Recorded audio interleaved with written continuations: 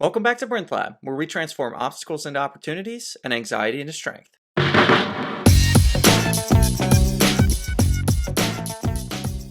Today we're diving into a topic that's often misunderstood on our spiritual journey, our instincts. When we start exploring our spirituality, it's easy to think that we need to eliminate or reject certain parts of ourselves, especially our natural desires and instincts. But that's a recipe for self-deprecation, not growth. Instead of pushing away what makes us human, we need to learn how to embrace these drives without letting them control us. Spirituality is about balance, not deprivation. By the end of this video, you'll learn how to recognize the role of instincts in your spiritual journey, why trying to suppress your nature leads to inner conflict, and how to walk a middle path that lets you embrace your humanity without falling into excess. Why rejecting human nature creates inner conflict. Let's start with a truth that often goes unspoken. If we try to do away with everything that makes us human, we create a disconnect. It leaves us feeling like our very nature is unacceptable. And that kind of thinking breeds self-doubt, self-criticism, and trust me from personal experience, a lot of anxiety. We've all seen portrayals of those legendary Puritans who view every human urge as a flaw or a sin.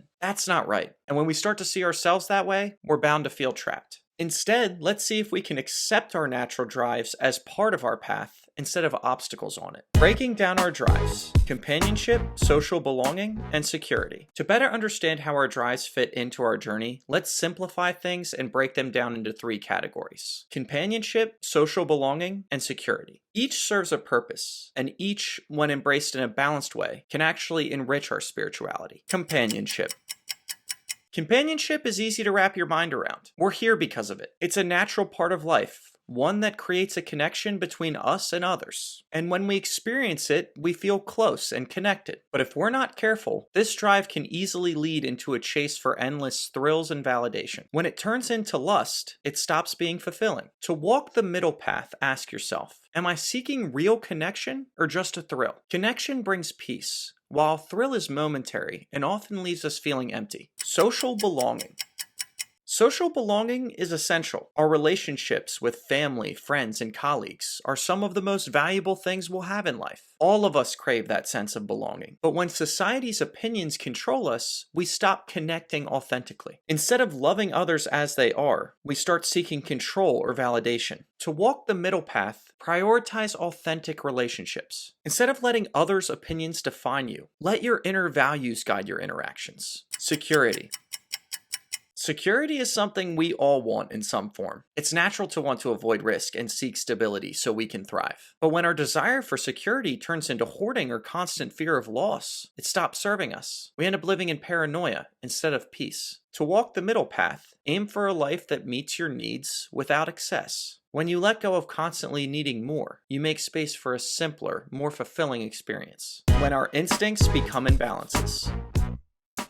When companionship becomes lust, when our social drive leads us to jealousy or pride, and when the want for security becomes avoidance or greed, we lose control over our nature. If we aren't careful, these instincts can enslave us rather than serve us. To avoid that, we don't need to abandon these drives, we just need to find balance. When we walk this middle path, we allow our natural desires to support our spiritual growth, not derail it. Let's recap.